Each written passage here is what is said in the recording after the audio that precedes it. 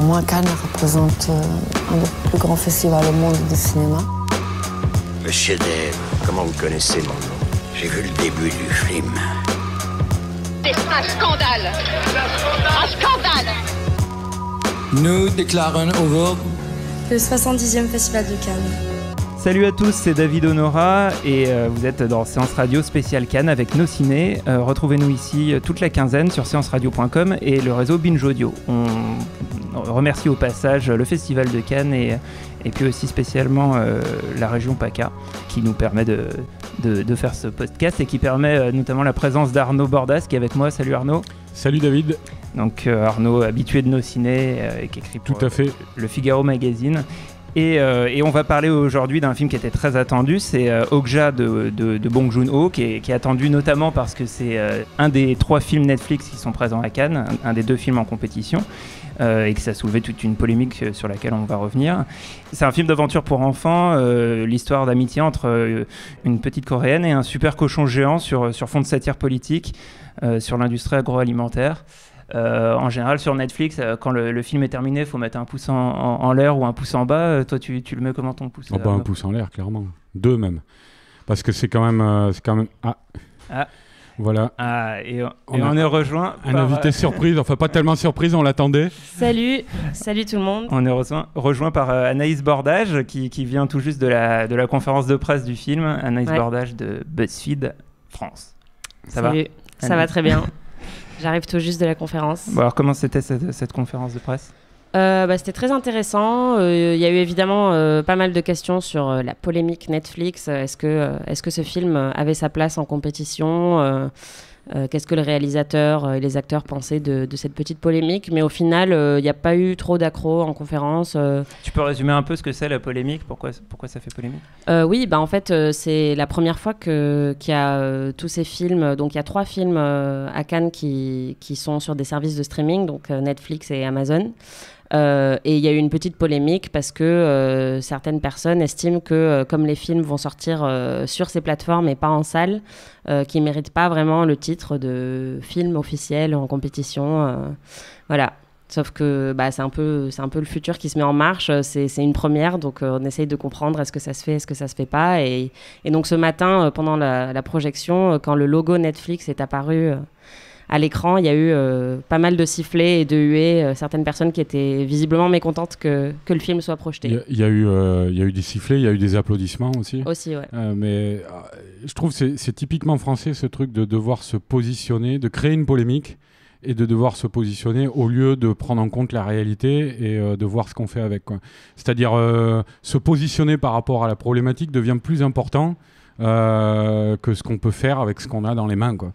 Et nous, en tout cas ce qui nous concerne à notre niveau, ou parler tout simplement du film, quoi, puisque c'est d'un film qu'il s'agit, et qu'il soit diffusé sur Netflix ou en salle, et de toute manière, il y a déjà eu dans l'histoire du festival des films qui ont été projetés qui ne sont pas sortis en salle.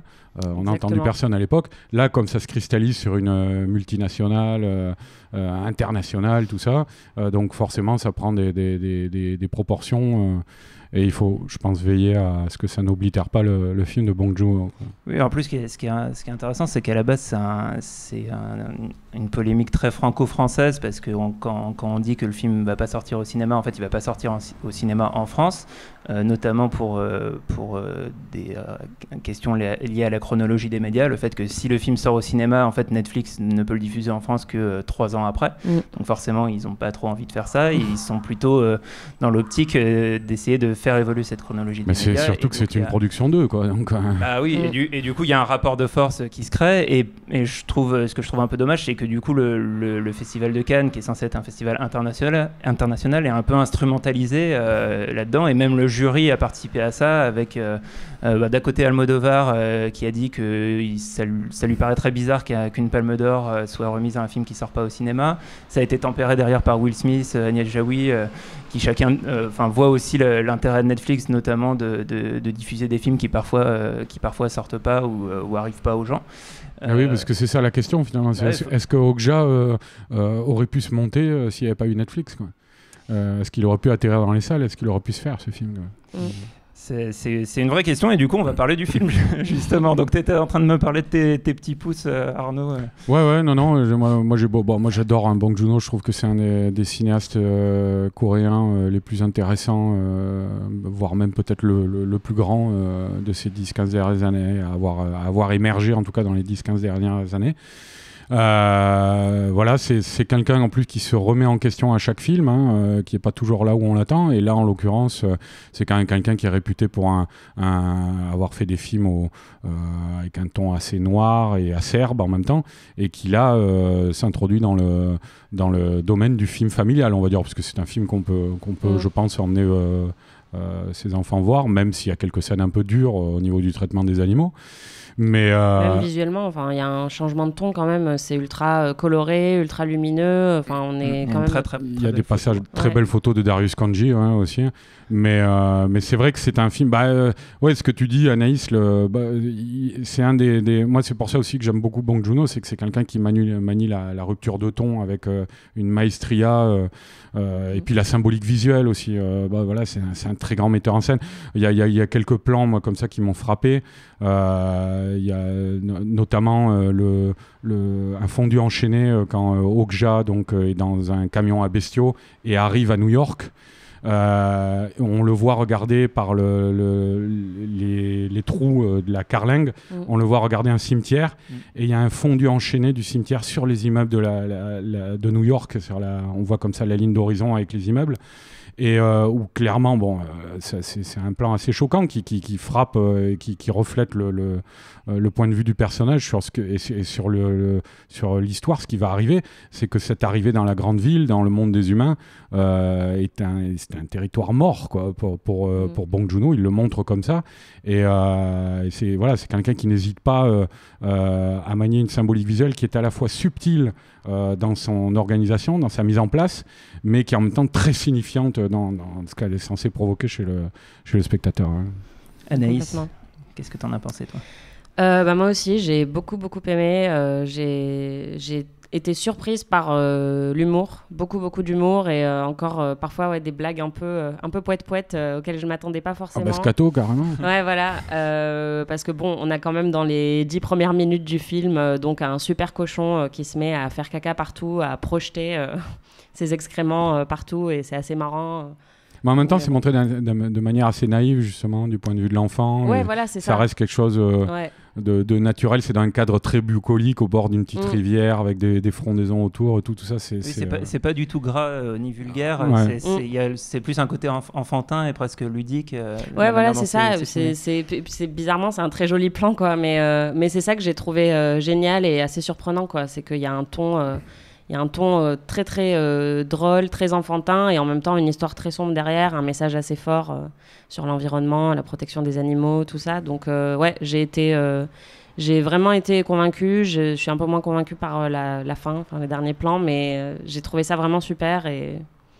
Et encore, comme tu disais, un changement de ton par rapport à ses films précédents. Donc, c'est cool qu'ils se renouvellent et qu'ils ne fassent pas tout le temps la même chose, quoi. Moi, ce que je trouve assez intéressant, j'entendais des gens à la sortie de la projection qui disaient qu'ils n'avaient pas aimé, en disant de manière hyper dénigrante, c'est Belle et Sébastien. Sauf que même si c'est Belle et Sébastien, c'est Belle et Sébastien mis en scène de manière extraordinaire.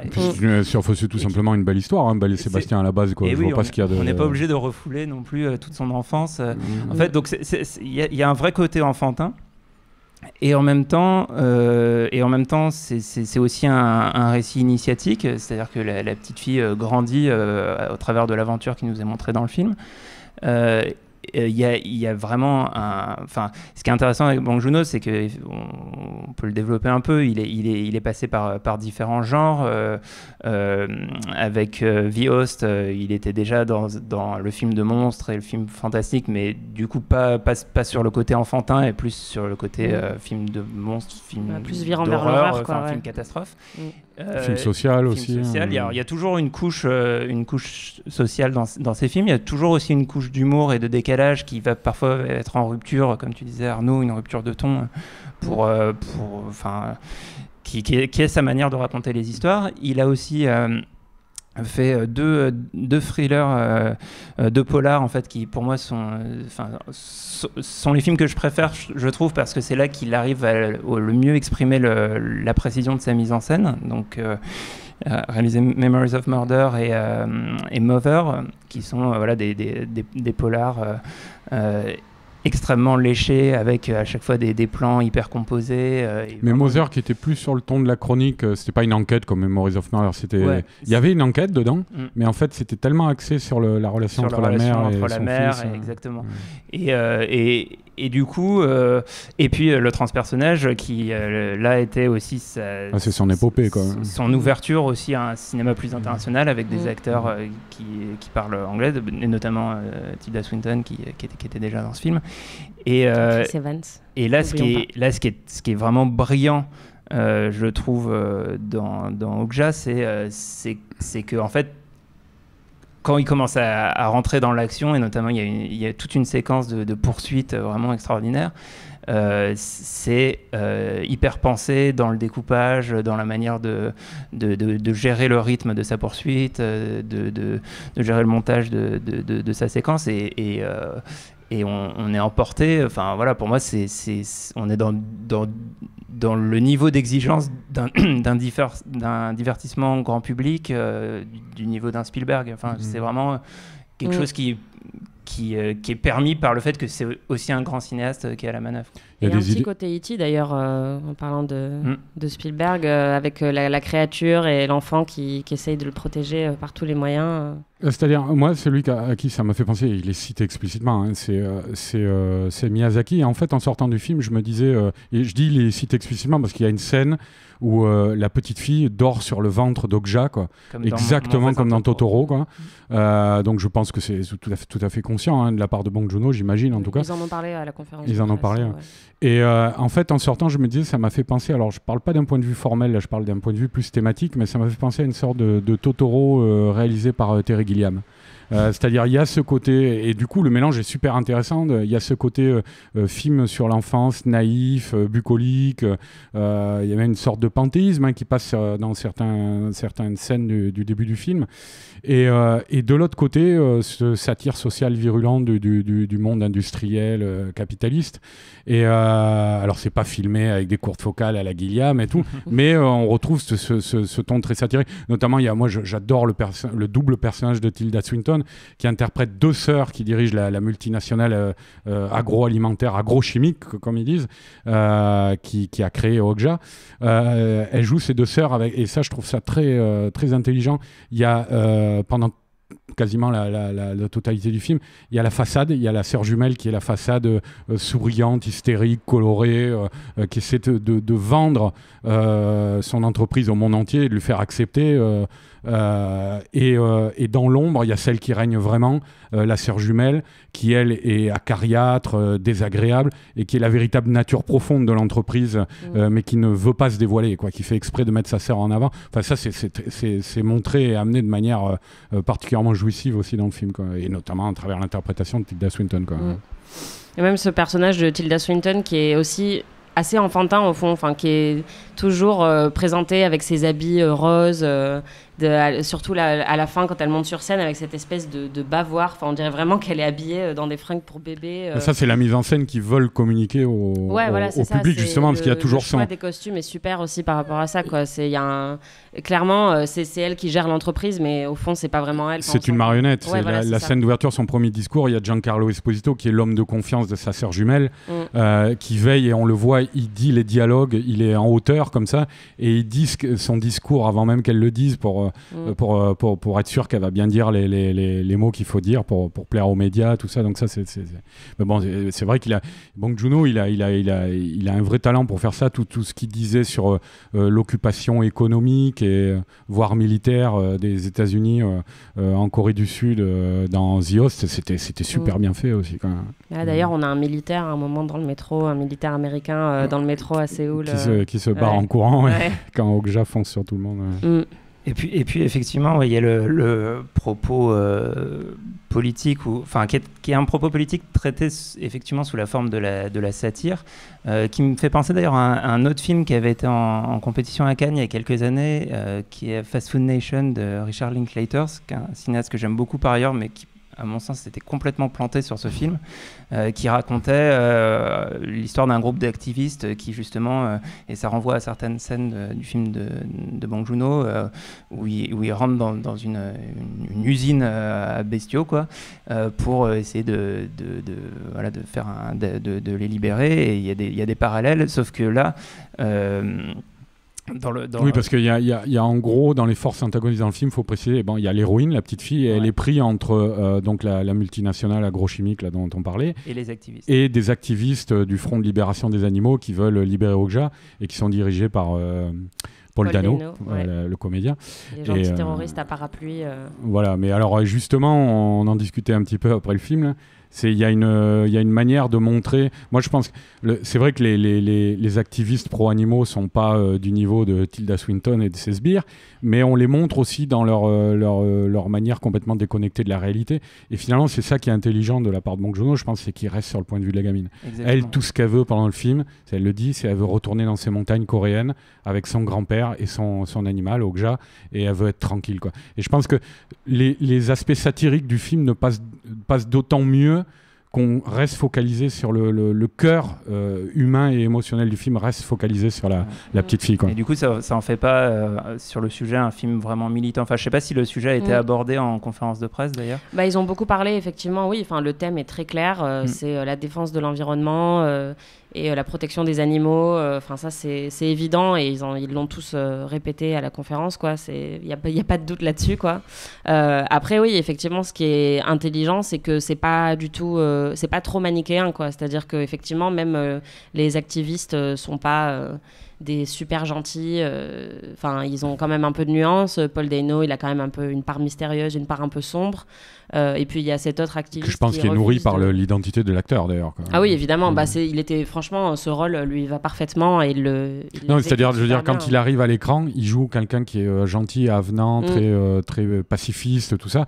Mais comme c'est Paul Dano et qu'il a un physique spécial et qu'il a des rôles derrière lui, qu'il amène, un comédien, il amène toujours les rôles qu'il a déjà fait avec lui, quoi. C'est un bagage. Et donc du coup, je pense que ça joue un peu. Je pense que Bong Joon-ho, il l'a pris aussi pour cette caractérisation, quoi. Oui, voilà, parce que on sait tout de suite que voilà, c'est pas juste le mec super sympa, peace and love. Et puis ouais, moi j'ai trouvé ça super cool qu'il y ait donc cet autre personnage d'activiste qui refuse absolument de se nourrir parce qu'il veut rien manger, parce que tout est chimique, tout a été transporté par camion, donc il veut même pas manger une tomate parce qu'elle a été transportée par camion. Et du coup il tombe dans les pommes. Faible, voilà. Et donc en fait, même si le film est très clair sur ce message qui est la protection de l'environnement et des animaux, les militants qui militent aussi pour ce message-là n'échappent pas à la satire non plus, quoi. Donc c'est assez cool et c'est pas que d'un côté non plus. Donc, Et du coup, ce qui est rare, c'est que ce film, vous allez pouvoir le voir très bientôt le 28 juin, je crois. Pas au cinéma, mais le 28 juin sur Netflix. Du coup, on va parler un peu de ce début de festival pour chacun de nous. Anaïs, à part Okja, qu'est-ce que tu as vu qui t'a plu ? À part Okja, qu'est-ce que j'ai vu qui m'a plu ? Rien. C'est clair. j'ai vu donc Wonderstruck de Todd Haynes hier soir et j'ai été très déçue. J'ai trouvé ça assez lourdingue, même si la réalisation, j'ai trouvé, était super ingénieuse, mais au final il y avait beaucoup trop de choses parce que donc c'est l'histoire d'une petite fille sourde et 50 ans plus tard l'autre histoire d'un petit garçon qui lui aussi se retrouve sourd après un accident. Et du coup il y a très peu de dialogue dans le film puisque c'est raconté de leur point de vue. Mais donc il y a une musique omniprésente que j'ai trouvée très très lourde, on s'ennuie quand même un petit peu. Enfin, je trouve qu'il n'a pas complètement réussi à transformer justement l'histoire de ces deux enfants qui peuvent pas s'exprimer de la même manière que tout le monde. Donc j'ai été un peu déçue et j'ai trouvé ça un peu lourdingue, voilà, surtout après Carole, que tout le monde avait quand même apprécié, je crois, l'année dernière. Là j'ai trouvé que c'était un peu c'était pas non plus une catastrophe, mais c'était pas top. D'accord. Et Arnaud, alors je sais qu'on a vu ensemble le film de Takashi Miike qui s'appelle, j'oublie le titre. Blade of the Immortal. Blade of the Immortal, donc un film de sabre assez bourrin, j'ai envie de dire. Ouais, Là, c'est avec bourrin. un titre pareil, ça... C'est-à-dire c'est tiré d'un excellent manga que les amateurs de manga de ma génération connaissent parce que ça a été un des premiers qui a fait partie de la vague au début des années 90, qui était publié par Casterman. Et l'histoire donc d'un samouraï en fait qui reçoit en lui des vers qui le régénèrent et qui le rendent immortel. En fait, à chaque bataille qu'il a, s'il perd un bras, il se recolle le bras tout seul grâce aux vers qu'il a dans le corps. Voilà. Et donc c'est ça en gros le pitch, quoi. Et le problème du film, c'est que c'est son réalisateur, c'est réalisé par Takashi Miike, qui est un incapable total pour moi, quoi. Ça faisait quelques années que j'avais lâché l'affaire avec lui parce qu'il a une production assez fournie, quoi. Il tourne énormément. Et là, donc, j'ai revu un Takashi Miike, ça n'a pas bougé. C'est quelqu'un qui n'a aucun sens du cadre, aucun sens de la mise en scène, qui est hyper brouillon, qui se repose uniquement sur le scénario. Voilà, et donc ça donne un film de sabre. Enfin, on en a parlé un petit peu tout à l'heure, David, mais un film de sabre où il n'y a aucune chorégraphie visuelle. C'est comme une comédie musicale pas mise en scène, quoi. C'est déplorable. Et c'est vrai qu'alors moi, en plus, enfin je sais pas, toi tu vas peut-être parler du Mickey après, mais en contrepoint, moi j'ai vu au marché, parce que moi j'aime bien aller traîner au marché. Moi dans la sélection officielle, je préfère aller voir les films que les gens ont envie de voir, quitte même à tomber sur des trucs un peu putassiers et rigolos. Mais là, moi j'ai réussi à rentrer en fait dans une projection où on projetait 10 minutes du prochain John Woo, Manhunt, qui consacre le grand retour de John Woo au film d'action et au polar. Et ça a l'air juste démentiel, quoi. C'est-à-dire, on a vu 10 minutes d'extrait du film, quoi. Mais c'était pas terminé, les effets spéciaux étaient pas terminés, mais c'était déjà étourdissant. Enfin voilà, on retrouve justement tout ce que n'a pas Miike. Est-ce qu'il y a des colombes? Il y a des colombes, ouais, j'en ai vu une ou deux. Mais surtout, ouais, on retrouve son sens de la chorégraphie et de l'énergie cinétique, quoi, qui se dégage du cinéma de John Woo, la grâce, en même temps ça a l'air d'une beauté, c'est comme d'habitude, ça a l'air très sentimental, et puis il y a des idées de scène, il y a un moment une fusillade en forêt avec le flic et le faux coupable, le héros du film, qui sont attachés par des menottes, c'est un grand classique, et qui doivent s'en aller avec une femme qui est blessée, quoi, et qui sont poursuivis par les méchants. Il y a aussi il y a l'air d'avoir une scène de poursuite en scooter des mers sur une rivière. C'est un film qui a l'air de bénéficier d'un très gros budget. Donc voilà, un gros film d'action classieux par John Woo, ça ne se refuse pas. Et ça, en tout cas, ce que j'en ai vu, ça augure du meilleur. Et ça paraît nettement plus enthousiasmant que ce qu'on a vu avec Miike, mais peut-être tu voulais en parler toi un peu, David? Non, Miike, je te rejoins complètement. Le film par ailleurs est vraiment beaucoup trop long, il dure 2h20 avec vraiment pas assez d'inventivité dans la mise en scène, et en plus c'est très programmatique parce qu'en gros le personnage principal doit éliminer un certain nombre de samouraïs, et on sait qu'on va devoir se taper toute la liste des samouraïs qu'il va devoir affronter, et à chaque fois... Et ça dure 2h20 d'ailleurs.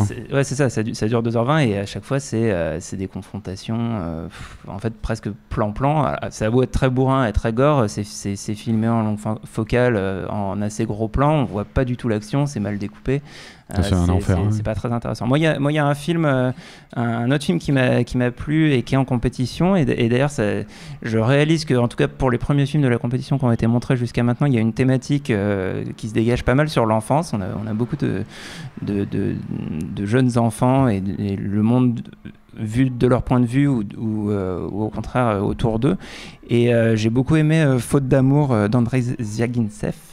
Qui est donc un film russe qui en fait étonnamment est pas du tout dépaysant, c'est-à-dire qu'on pourrait tout à fait s'imaginer que ça pourrait être un film français ou un film américain assez classique sur l'histoire d'un couple qui se sépare et qui, dans leur divorce, dans leur colère qui se renvoie mutuellement, oublie un peu leur jeune garçon. Et du coup, le garçon finit par disparaître, et on suit la recherche de l'enfant. On ne sait pas s'il a été kidnappé, s'il a fugué, etc. Et en fait, cette histoire intime qui pourrait être tout à fait banale est filmée avec une maestria de mise en scène, et surtout dans un décor extraordinaire d'une Russie à moitié laissée à l'abandon, avec des grands bâtiments assez fascinants. Et aussi une forêt au milieu des habitations. Enfin, il y a quelque chose qui est visuellement complètement fou et qui donne une ampleur à cette petite histoire que je trouve hyper intéressante. Et pour le moment, c'est un des films qui m'a marqué. Voilà, on est un peu au bout de cette émission. Et donc c'était Séance Radio spéciale Cannes avec Nos Ciné, une émission de Séance Radio, la web radio du cinéma en partenariat avec Binge Audio.